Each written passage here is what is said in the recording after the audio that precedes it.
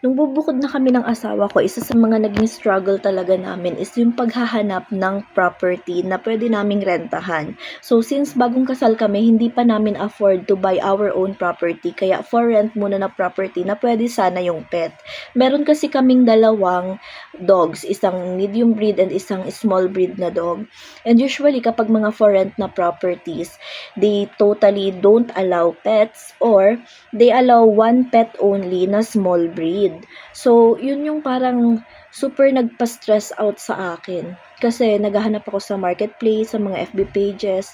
So, wala akong mahanap na isang page na nandun na lahat ng properties na pet-friendly lang. So, ang dami kong kausap, medyo masakit siya sa ulo.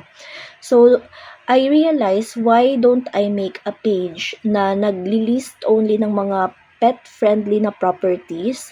And makikita mo na dun yung for rent and for sale na properties. So, if you're also a fur family looking for a place to stay with your pets, just visit Fur Fam Realty. We have Facebook, Instagram, TikTok. Sana Threads makagawa na din kami but hopefully soon kasi lagi siya nag-error. And we also have YouTube. So, at Fur Fam Realty only.